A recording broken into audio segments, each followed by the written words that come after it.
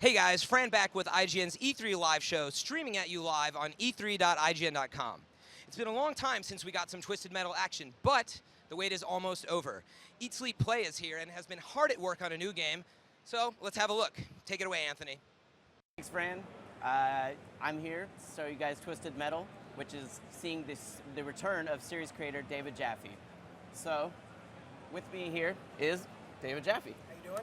All right, David. So, what are we seeing right now going on? Well, this is actually this is one of our bosses in our campaign mode. We've usually last year we've been really focused on the multiplayer game. It's a very robust multiplayer game, tons of levels, tons of modes.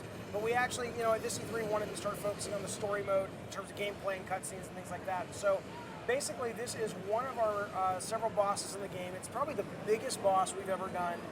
Both in terms of just her size, her name is Iron Maiden, and she's got 7 stages. And we really wanted to make a boss that was one of those epic, over-the-top, long bosses that's like knockdown, drag-out fights, and by the end of it, you're just like, holy cow, you feel like you've just gone 20 rounds with a freaking heavyweight. I mean, it's just massive. And yeah.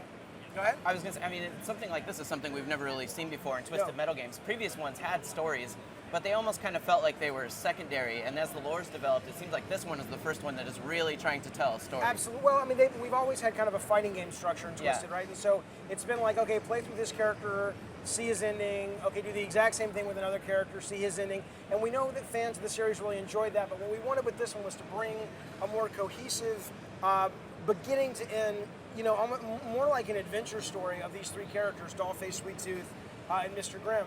And so in the context of that, this is basically Dollface has been given sort of funding by Calypso Industries. Calypso is this kind of mysterious figure that we learn about as the story goes on that funds all of this to create a vehicle / boss / thing that basically can be used to take down the other contestants so she can win.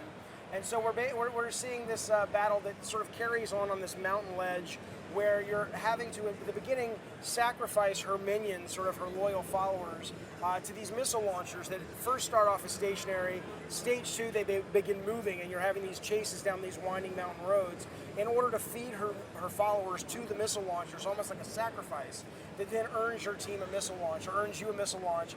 Eventually, that will take her shield down.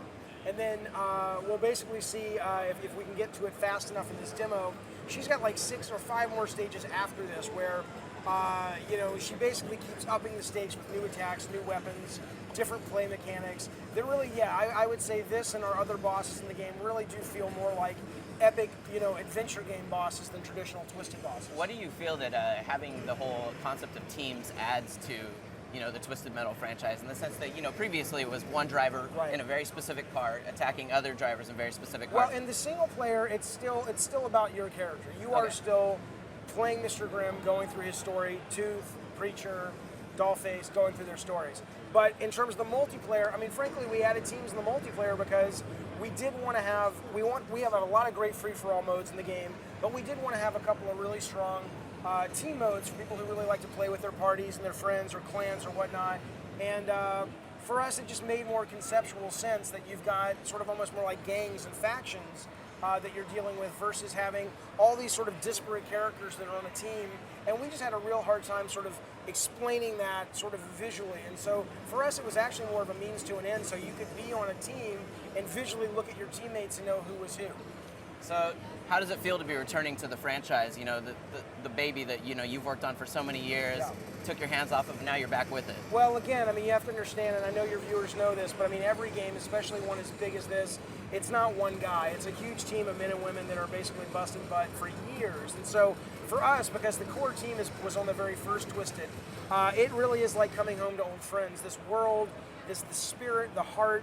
And we get that a lot of games these days are a lot more realistic, and they're really into realism, and we love games like that as players. But we really are, it's fun to go back to a world that is as twisted and imaginative as dark as it is realistic. So it's been a blast. That's awesome. Yeah. Thank you so much for joining us, David. It was a pleasure. Thank you for having me. When does Twisted Metal come out? It'll be out October 4th this year. October 4th is when you guys can play it. All right, thanks so much. Take it away, Fran. All right, well, thanks, Mr. Jaffe and Anthony. By the way, thank you for simulating my morning commute. That's very nice of you. Anyways, coming up next, we're going to take a break from these console games to look at something a little more portable. Sony is stopping by with a shiny new Vita, so handheld fans will not want to miss it.